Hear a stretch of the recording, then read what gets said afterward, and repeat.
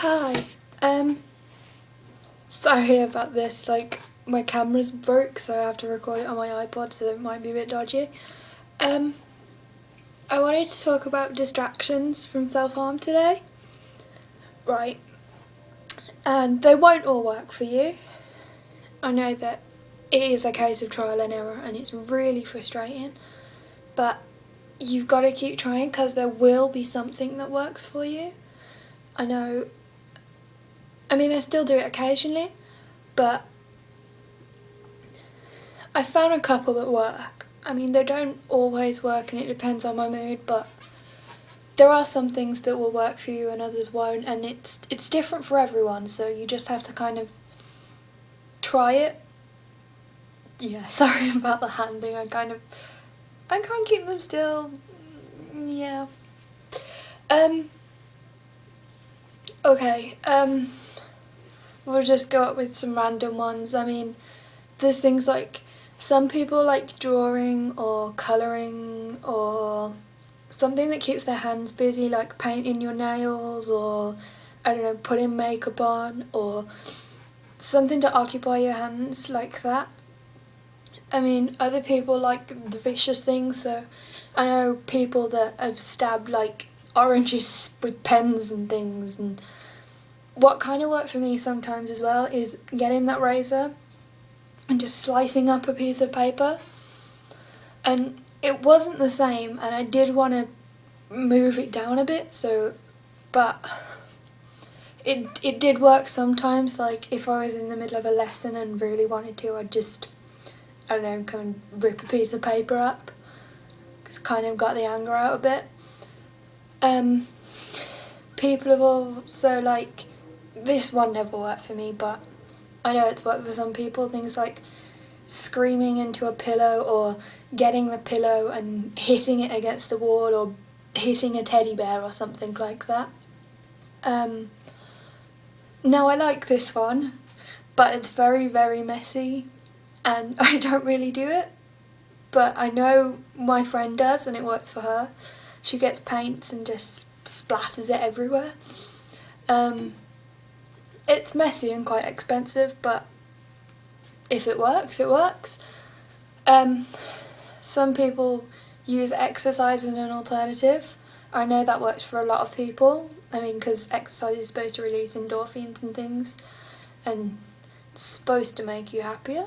Whether it does or doesn't, who knows. There's things like, I don't know, if you've got a dartboard, throwing darts or breaking.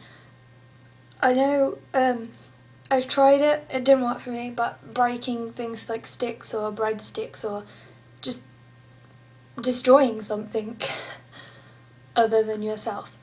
The ice cube thing, like every time I'd go to my psychiatrist or doctor or whatever, they would always say use ice cubes, and I know that you kind of get that a little bit of a numb feeling after it and it does sting, but that kind of triggered it more for me and I wanted the pain more after the ice, so it didn't work for me. But I mean, there's other things that you can do, like crushing ice, because at least that's getting your anger out, if that's what it is. Or if you're looking to get your anger out, I mean, pop balloons or run or get one of those stress balls. They're really good, and you can get some really cute ones actually. There's like little ducks and stuff, or little, I don't know, there was one like Pac-Man I saw the other day and it was really cute. Anyway, back to the point. This is a really nice one actually. It kind of says to like build a fort and then destroy it and put it all down. Like, you know when you were little, most people, definitely if you had bunk beds and stuff, I know me and my sister used to do this all the time. We'd like put all the quilts around and made like a little fort, just to hide away for a bit. It can stop it a bit. I mean, can be nice. There's there's also things like destroying plastic bottles or stuff like that, or I'm not sure how good this one is, but there's a suggestion that if you like rip a doll's head off. Personally, I don't think I'd want to do that. I'd feel a bit like it's a bit of a waste. I mean, I don't have dolls anyway. I've never ever ever been a doll person, but I don't think, I mean, if my sister still had her dolls, I don't think she'd take too kindly to me destroying them. There's things like this is really a sweet idea as well, like decorating plates or cups or things like that. Like, again, it keeps your hands busy, and if you're concentrating on something else, you have less time to think, oh, I want to get the blade or whatever you use.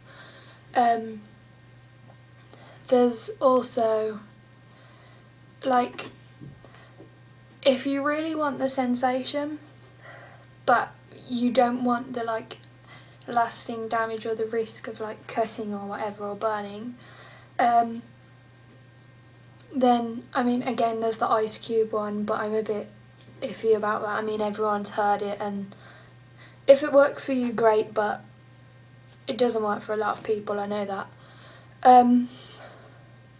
What can be quite good is getting a rubber band and, like, pinging it, like, against your wrist, because it gives you kind of, it hurts a bit, and you can do this one again, like, in public, because it doesn't look like as strange, whereas if you'd, like, wanted to destroy something and you're out in public, you can't really. So that's a good one. Oh, this is one of my favourite ones. You know that PVA glue thing?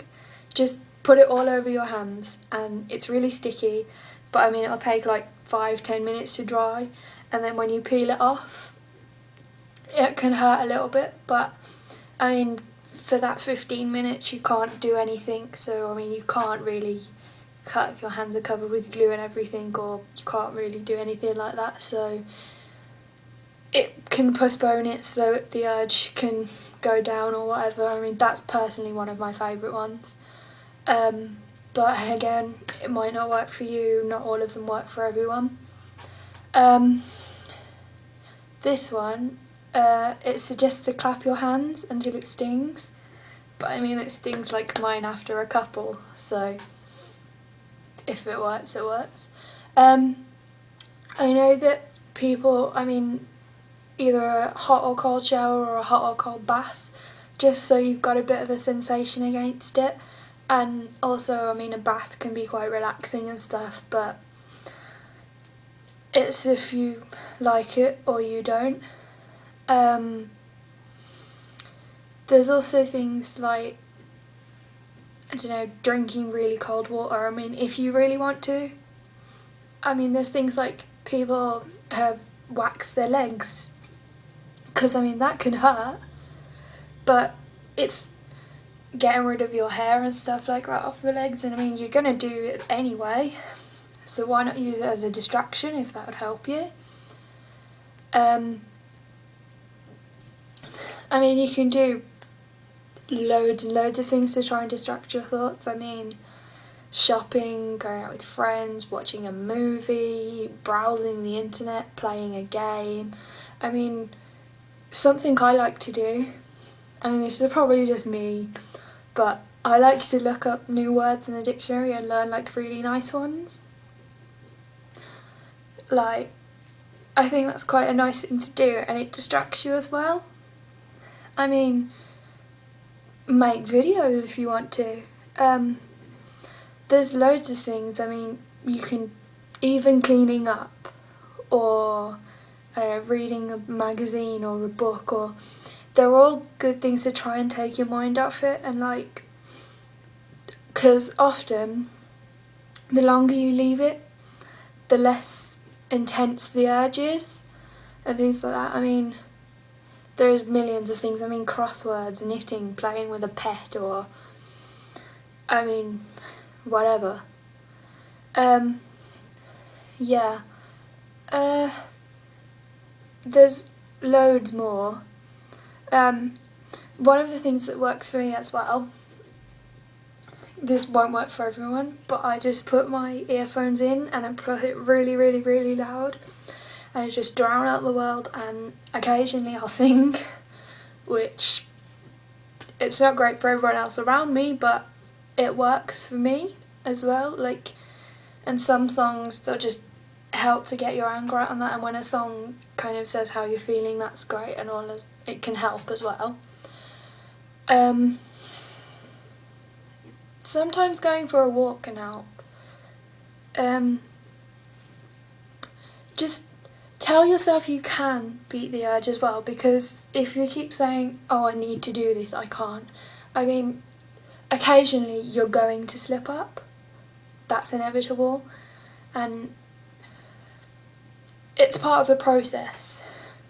Everyone slips up occasionally. I mean, so try not to be mad at yourself, because everyone does it. And I mean, if someone's told you that they've just stopped like that, I mean, great for them, but it probably isn't true, because it's really, really hard to do it. I think a really nice thing as well that I've seen some people do, and I think I might do, some people have a little box. I know this was suggested at my group thing, like one of the people did that. She had like a little box and filled it with all like sweet little messages from friends and cards and photos of happy things. So it was like a happy box, and looking at that said it kind of made her feel a bit better. I mean, it doesn't stop anything, but it can help for a bit, and like distraction and everything. I mean, there's loads of things you can do. I mean, like making a bracelet for a friend or something, or even doing work. Now, probably wouldn't want to, but I mean, if you in school or I'm in uni or whatever, I mean, it's hard to concentrate on it, but at least you're doing something else. It's supposed to as well. I mean, this one didn't help me, but when you get like a red pen or red paint and you just scribble all over you where you'd want to cut or where you normally cut. I mean, some people use lipstick or whatever. Yeah, I know some people get plasters and just rip them off because that hurts a little bit.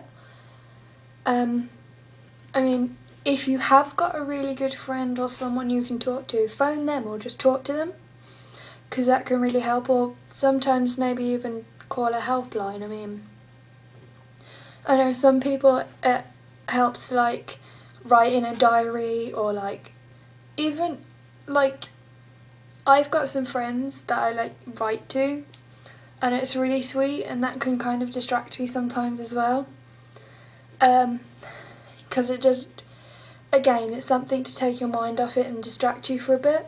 And I realise this is really long, this video now. There are loads more, so I mean, if you just Google it, you'll get loads and loads of suggestions. I mean, there are loads of things to distract yourself, and like I said before, they won't all work. It is a case of trial and error, and there will be some that work for you, others don't. It's different for everyone, so I mean, try them, because you've got nothing to lose, have you? And stay strong and keep smiling.